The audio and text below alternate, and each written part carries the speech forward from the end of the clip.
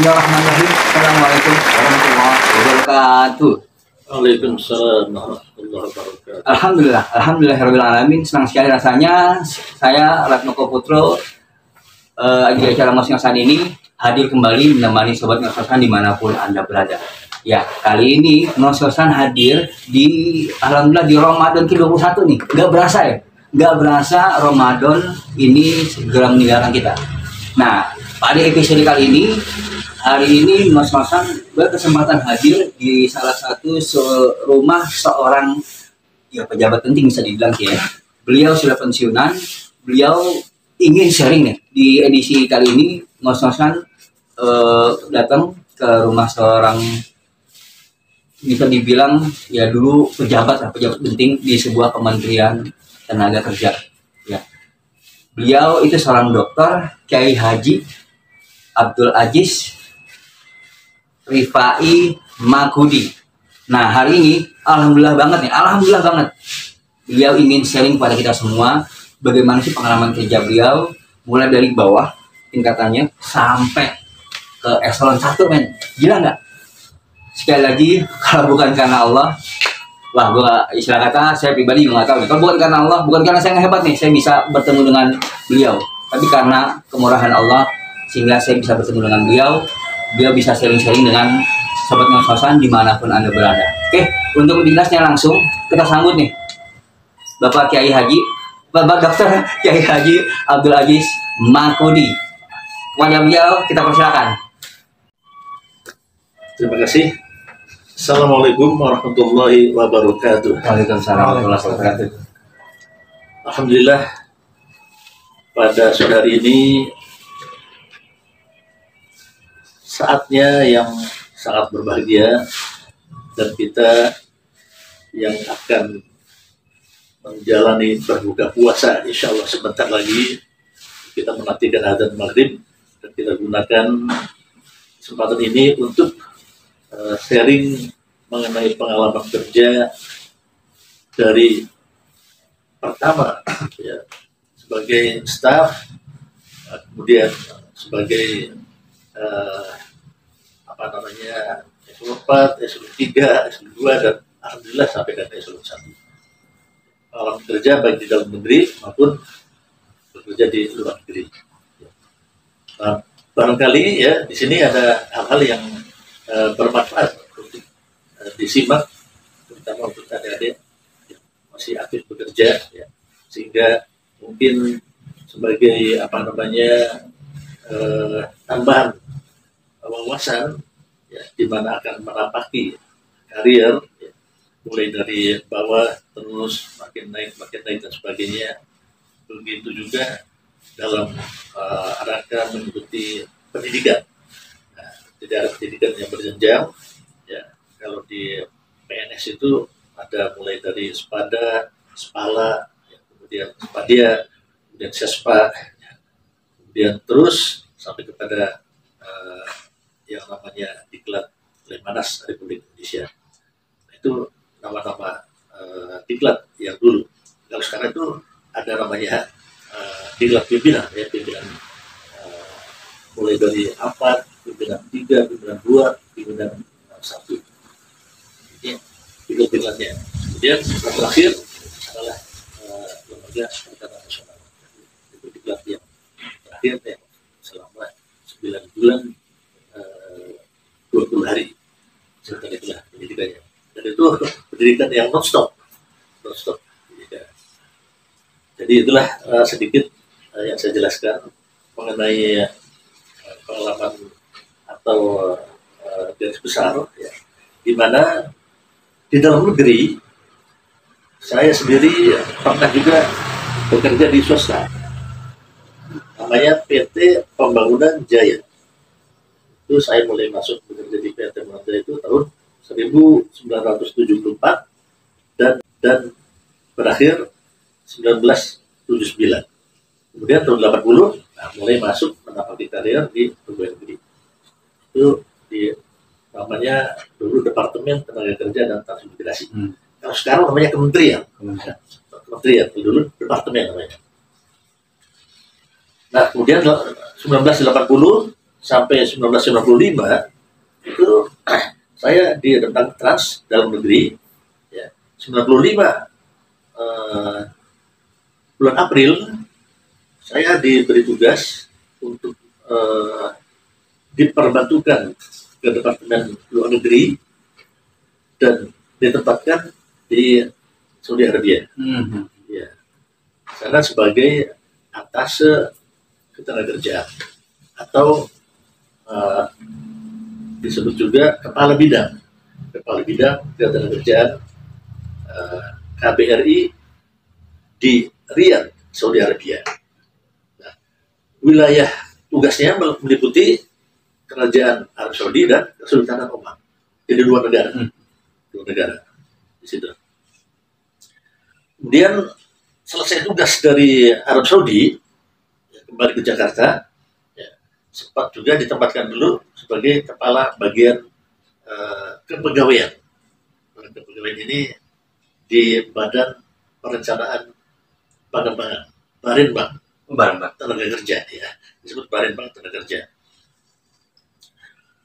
Kemudian setelah itu ada promosi juga, naik sebagai sekretaris Barenbang. Disebut waktu itu Balitro juga, ya, ada peralihan semacam apa Balitro itu Badan Penelitian dan Informasi. Ya. Nah, saya ditugasi sebagai sekretaris Barenbang atau Balitro, ya. Nah, itu tingkatan atau level eselon 2, ya, eselon 2. Nah, di sana sekitar 3 tahun saya dipindahkan menjadi kepala pusat penelitian dan pengembangan tenaga kerja.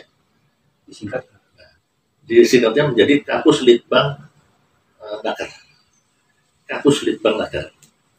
Nah, disitulah ada juga alhamdulillah beberapa teman-teman juga yang S3 juga, ada juga yang profesor juga di situ, ya, sebagai peneliti, dan ada juga beberapa mantan pejabat, ya, eselon 1 dan eselon 2. Saudara diberi tugas lagi, yaitu Kepala Biro Organisasi dan Kepegawaian, atau disingkat Kepala Biro OK. Kepala Biro OK. Dulu namanya Kepegawaian dan Organisasi. Nah, kalau disingkat jadi KO. Kepala Biro KO. Nah, ini yang saya tidak mau. Kemudian saya usulkan, disetujui oleh pimpinan, ya, oleh sekjen, para Pak Menteri. Kemudian Kemenpan diganti nomenklaturnya menjadi Kepala Biro Organisasi dan Kepegawaian. Singkatannya Kepala Biro OK. Nah, ini alhamdulillah berhasil itu jadi Kepala Biro OK, dan sekitar juga 3,5 tahun sampai 4 tahun di sana. Dan ada beberapa hal yang cukup menarik selama menjalankan tugas, terutama di Biro Organisasi dan Kepegawaian ini. Karena menangani pegawai itu namanya tugas-tugas menandatangani SK dan sebagainya itu, ya, setiap hari numpuk sekian banyak, ya, sampai sempat juga sakit stroke mata, ya, stroke mata.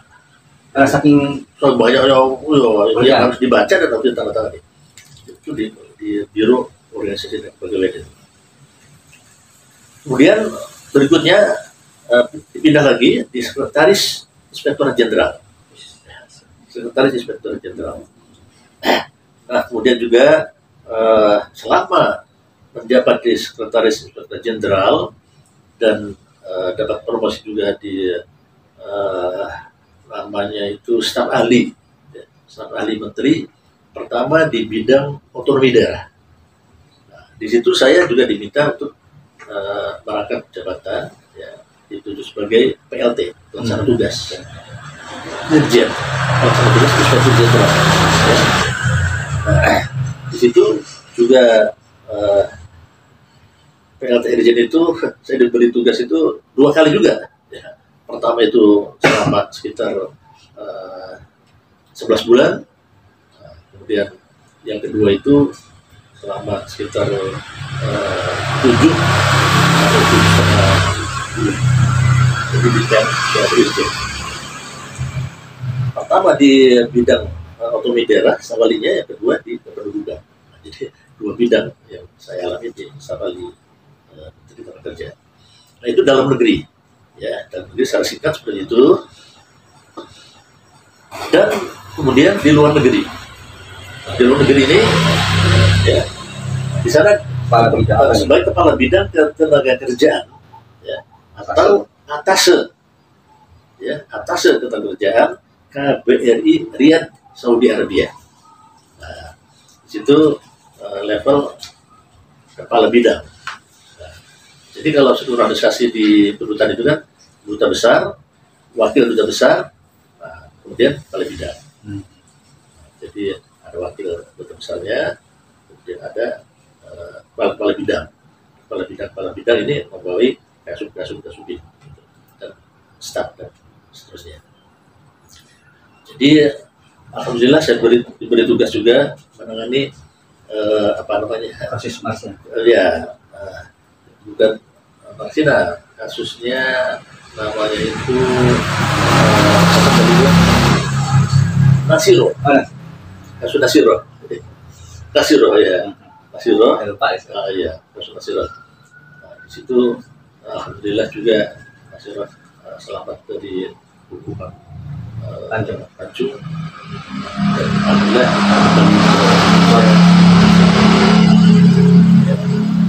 mungkin itu dari penugasan pengalaman kerja saya, ya, di dalam dan di luar negeri. Kemudian teman sedikit di luar negeri itu juga saya pernah dikirim ke Jepang juga dalam rangka kerjasama Republik Indonesia dengan Jepang, ya, tentang bagaimana upaya peningkatan pelatihan kerja, ya, atau magang itu, ya. Nah, kita juga melakukan pembicaraan, ya, di sana, dan kemudian ke negara-negara lain juga, ya, saya diberi tugas ke Korea, ya, kemudian ke Malaysia, dan negara Timur Tengah juga, ke Mesir, Qatar, ya, dan sebagainya, beberapa negara, ya. Kemudian juga ke China, ya, NRC itu dalam rangka studi strategis lembaga pertahanan nasional, ya, itu sama dengan tim pengukuhan dari Lemhanas di Indonesia.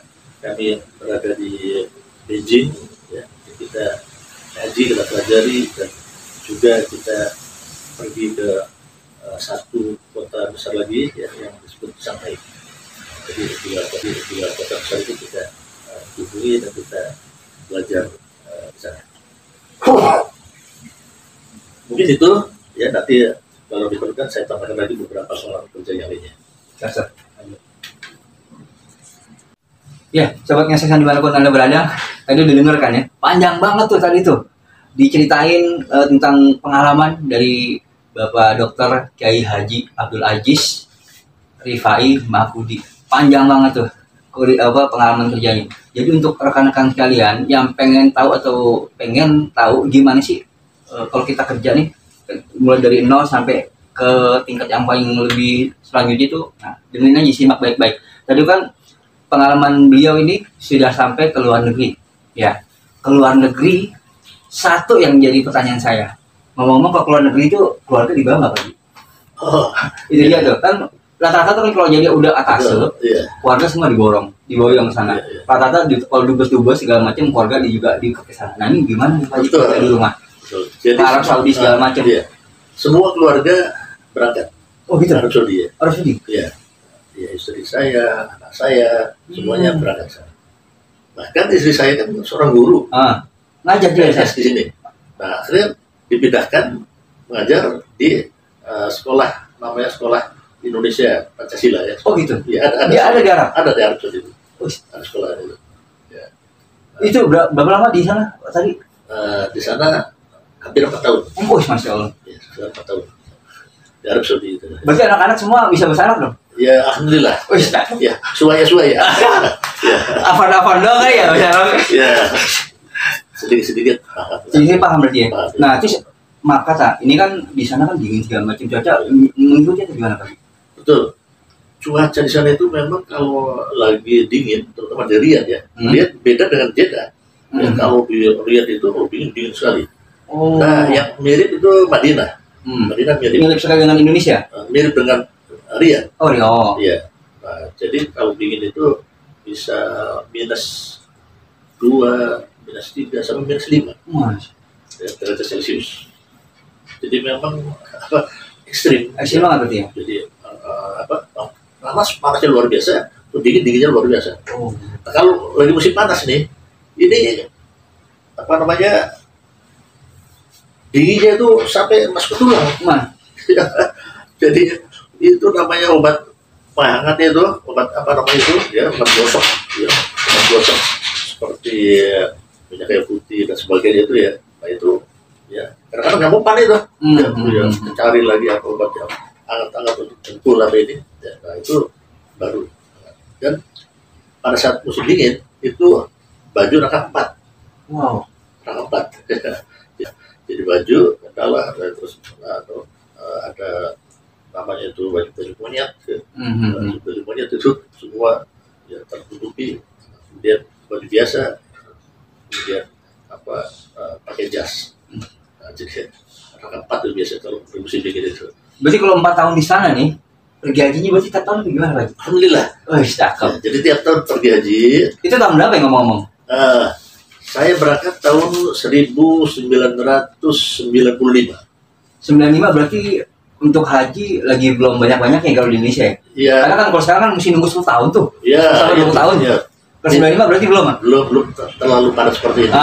Ya, tapi sudah mulai padat. Benar. Tapi tidak seperti sekarang ini. Iya benar. Benar. 20 ke 30 tahun nih. Kalau kita mau berangkat haji daftar 20 ke 30 tahun nunggunya. Biasa itu. Jadi 95 sempat berhaji, haji. Dan alhamdulillah itu haji yang kedua. Karena pertama haji saya tahun 90. Kemudian 95 haji dalam dinas itu di sana haji 96, 97, 98. Nah, jadi 4 kali haji selama dinas di sana plus 1 haji sebelum dinas. Alhamdulillah 5 kali ibadah haji. Alhamdulillah. Saya lagi di sana. Nah, ini mumpung lagi bulan suci Ramadan nih. Ini kan udah 4 tahun di Arab Saudi. Perbedaannya di sana sama di sini bulan Ramadan gimana nih? Oh iya. Perbedaannya yang paling mencolok antara di Arab Saudi sama di Indonesia kan udah 4 tahun di sana. Iya. Maka itu mungkin bisa saling-saling. Tahun 95 itu kayak gimana kondisinya dulu zaman dulu? Ya, baik. Ini perbedaannya sebenarnya tidak terlalu banyak ya. Tapi mungkin ada yang bisa kita contoh. Kalau di Arab Saudi ya, menjelang maghrib ya, kira-kira setengah jam saya 1 jam itu kita bergegas sambil bergegas semua itu ya, ambil air wudhu ya, mandi air wudhu, baju yang bersih, kemudian kita berdoa, berzikir, baca Quran dan berdoa itu menjelang maghrib. Jadi memanfaatkan menjelang maghrib itu termasuk waktu yang mustajab. Oh iya. Allah ijabah. Ilmu ya. Nah, jadi menjelang maghrib buru-buru dah tuh. Nah, buru-buru kita siap-siap dan berdoa. Ya. Jangan sampai kita lepas kesempatan. Itu maaf Pak Kiai. Ini ngomong-ngomong 5 menit atau 10 menit nih waktu menjelang maghribnya. Karena kan menjelang maghrib ada 15 menit. Iya. Durasinya kira-kira yang menurut saya kira-kira antara setengah jam sebelum 1 jam sekitar itu kita siap-siap. Nah, jadi di masjid-masjid, di musola yang ada buka bersama, silakan. Kita menghadapi hidangan silakan. Tapi di situ kita adakan waktu-waktu khusus untuk berdoa. Semuanya terdiam dan semuanya mengangkat tangan berdoa. Ya. Doa masing-masing silakan. Ada yang mimpin juga silakan. Ada zikir, ada baca Quran dan sebagainya silakan. Nah, begitu azan maghrib, tutup. Itu satu. Ya. Mustajab di Ramadan itu ada 2. Oh, iya. Ini yang tidak boleh kita lupakan ya. Dan tidak boleh kita tinggalkan. Usahakan. Satu menjelang maghrib, yang kedua pada saat sahur.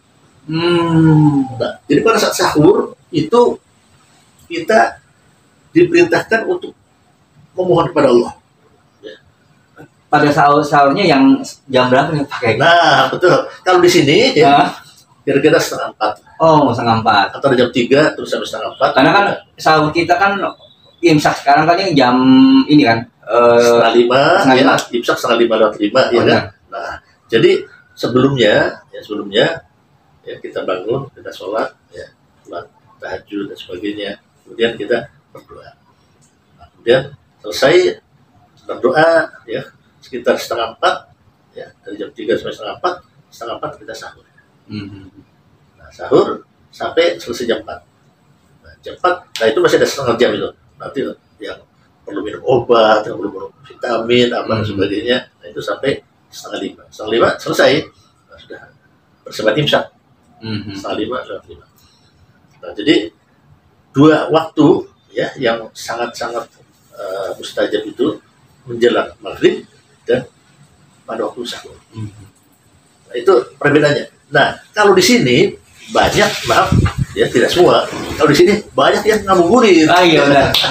Saya juga ngabuburit tuh sama ngajak bocah. Itu semana-mana ya. Dari tajil Pak Haji. Nah, itu saya cari lagi. Begitu masuk sudah menjelang maghrib ya, 1 menit, 2 menit maghrib. Kapan sebentar kita berdoa? Khusyuk kita berdoa kepada Allah. Iya betul. Kita sujud. Iya di sini emang benar-benar kalau di sini tuh dimanapun di Indonesia bagaimanapun pasti yang disebut tajil. Itu satu mengenai doa. Yang kedua perbedaannya itu kalau di sini ya tarawih pertama ini penuh. Tarawih kedua, ketiga masih penuh. Nanti begitu keempat kelimanya makin maju satunya. Saya makin maju. Nah ini kalau di sana tidak stabil. Bahkan begitu mau menjelang terakhir, itu makin meningkat. Kalau yang tadinya biasanya 10 menit, 10 waktu siap, jadi 20 menit atau setengah jam sudah siap sholat. Ya, bisa sholat apapun dulu, terus lebih awal. Jadi semangatnya itu makin akhir Ramadan makin semangat beribadah. Nah, intinya begitu. Jadi itu perbedaannya terutama itu. Nah kita ya ada yang baiknya kita tiru. Betul. Ya. Kalau saya kasih kesimpulan ya Pak Alda, jadi pentingnya sobat ngasuhan pentingnya berilmu dulu sebelum beramal. Jadi kita tahu dulu ilmunya nih. Mereka di sana ya karena paham ilmunya. Kalau kita kan kagak. Ya karena kita nggak tahu ilmunya menjelang maghrib benar kata Pak Kiai nyari takjil, nyala jalan-jalan. Jadi seperti itu. Nah, Pak Haji, kira-kira nih, ini kan tadi kan pengalaman banyak banget. Ada nggak pengalaman yang mungkin belum Pak Kiai sampaikan? Oh iya, memang ada beberapa penugasan lain ya, samping yang tadi saya jelaskan ya. Alhamdulillah ada beberapa tugas-tugas yang saya emban juga ya. Kenapa? Karena memang rupanya tugas-tugas untuk kepentingan bangsa, kepentingan negara, umat ya, ini semuanya ya kita lakukan sebisanya maksimal mungkin. Antara lain ya, saya di samping jabatan tadi itu, saya juga diberi tugas sebagai pejabat tim screening. Nah, dulu ada namanya tim screening ya, tim screening. Kemudian ada perubahan nama disebut Litsus, yaitu tim penelitian khusus.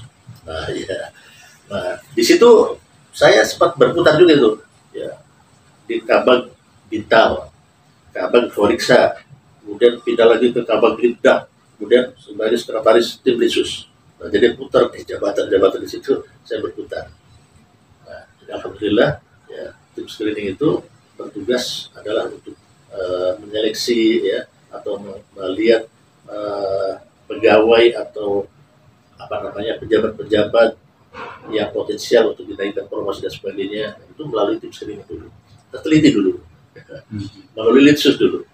Kita ada wawancara, bagaimana keluarga, bagaimana sebagainya. Nah, itu bisa dilihat bisa naik lagi jabatannya sebagai pejabat yang lebih tinggi atau bagaimana. Nah itu kalau melalui tim screening atau Litsus itu. Kemudian yang kedua adalah Ketua Dewan Pengawas Koperasi Pelita. Juga sempat saya diberi amanah seperti itu, dan di samping itu tidak kalah pentingnya juga sebagai Ketua Badan Pembinaan Agama Islam yang disebut sebagai PROIS, itu di tingkat departemen ya, antara kerja dan transmigrasi. yang sempat juga sebagai bintro untuk pengawasan internal Itjen Agar, ya, kemudian juga tugas di masyarakat di tempat ini juga pernah juga disebut sebagai ketua LMK Gila men, dahsyat banget kan? Pengalaman banyak banget. Ini jadwal pakai ini sibuk banget nih. Saya dikejar-kejar waktu. Habis ini mau jalan lagi nih. Ya. Jadi sobat ngasusan dimanapun Anda berada, ya nanti kita kan akan bersambung lagi nih, karena jadwal Pak Kiai padat banget. Jadi mungkin jika ada teman-teman yang pengen tanya, ya pengen tahu apa aja sih hal-hal apa aja yang mesti dipersiapkan kalau kita dalam dunia kerja nih. Terus di kolom komentar aja, ya karena hari ini nih saya pagi udah jadwal, maka itu untuk sobat ngasusan dimanapun Anda berada, nanti kita sambung lagi di waktu dan kesempatan yang sama, karena Pak Kiai ini udah lulus ya, udah pensiun tahun 2012. Sekarang di masa pensiunnya ini, alhamdulillah beliau aktif berdakwah. Jadi kalau rekan-rekan sekalian pengen tahu kegiatan dakwah Pak Kiai ini, tinggal pantengin aja channel YouTube-nya di ini, Dr. Kiai Haji Dr. KH Abdul Aziz Rifai Makuni. Nah, pantengin aja gitu. Karena sekarang dia aktif berdakwah. Di masa pensiun ini dia baktikan pensiunnya untuk berdakwah. Jadi untuk sobat ngasusan dimanapun Anda berada, mungkin untuk hari ini gimana Pak Kiai? Karena mau jalan lagi habis ini. Saya jadi nggak enak kita nih. Cukup dulu dan kita sambung lagi. Oke, boleh. Mungkin next time. Terakhir penutup Pak Kiai. Apa buat teman-teman kalian? Baik. Terima kasih. Yang terpenting adalah di dalam bekerja, ya, pertama kita ikhlas. Apa tujuannya? Kita mengabdi, melaksanakan perintah Allah Subhanahu Wa Taala. Itu yang terpenting, ikhlas. Yang kedua, kita kerja itu kerja keras. Ya. Nah, kerja keras, ya, juga tidak cukup. Kemudian harus kita juga kerja dengan cerdas.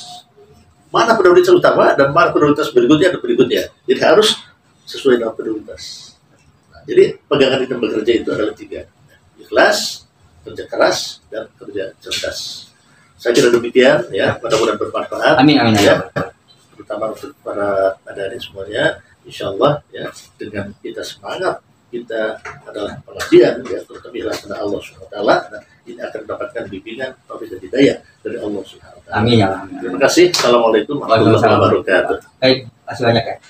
Ya, untuk sobat ngasusan dimanapun Anda berada, sampai ketemu lagi di episode selanjutnya ya dengan Pak Kiai ini, karena masih berseri kita nanti, ya. Jadi cuma di sini tempatnya ngos-ngosan yang nggak bikin kalian keringetan, tapi bikin nambah wawasan. Karena ngos-ngosan ngobrol asik dan santai. Assalamualaikum warahmatullahi wabarakatuh. Warahmatullahi wabarakatuh.